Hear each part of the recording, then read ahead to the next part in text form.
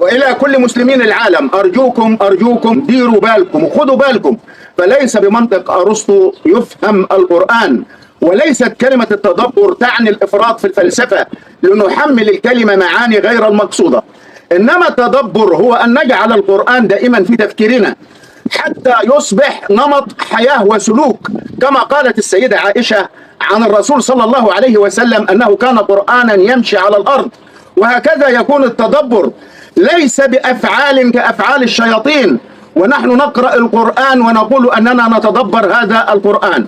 فالتدبر من التدابير، والتدابير هي قوانين ونظم تدار بها هذه الحياة، فمن تدار حياته بالقرآن فهو حقا يتدبر القرآن. وأنا قررت أني أنا أعتزل السوشيال ميديا، ولكن بعد ظهر هذا اليوم يوم الجمعة سمعني شخص جزء من فيديو لمفكر إسلامي. نسمع هذا الفيديو وبعد كده نكمل الحديث. يعني النساء هم مجتمع امرأة؟ لا، هو مجتمع نسيء وأجل للناس. النسيء هو ما أتى متأخرا، يعني الإنسان لحق الجديد، وأجل للناس وحق الشهوات. الناس ذكور وإناث تشتهي بكل شيء جديد.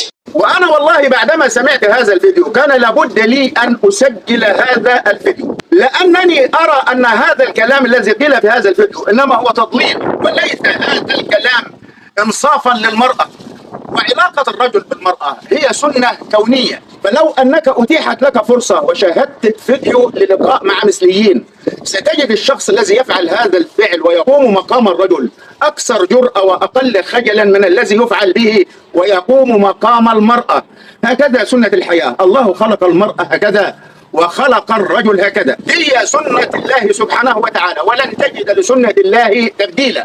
والله سبحانه وتعالى يقول زين للناس حب الشهوات من النساء، والناس هنا المقصود بها الرجال والنساء.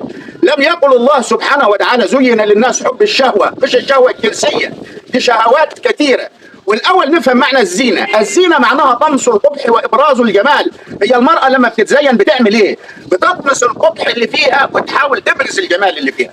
ربنا سبحانه وتعالى أبرز الجمال في النساء، حتى الوحش ربنا حط فيها مواطن جمال.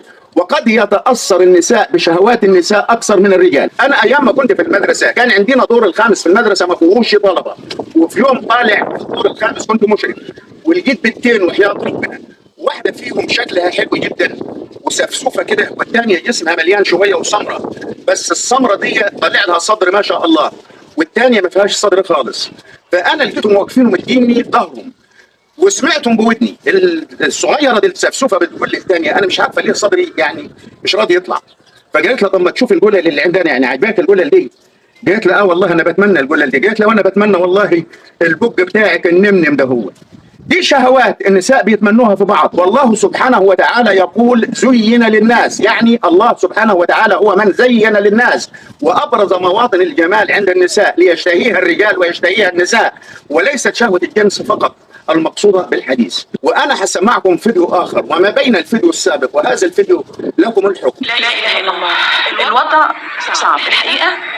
ناس تيجي يوميا تسالنا، مع انه مش تخصصي ولكن ببعتهم للناس تخصصهم، وبيبعتوا لنا التحاليل بعد ما يروحوا للناس. الحقيقه حاجه مقززه ومرعبه.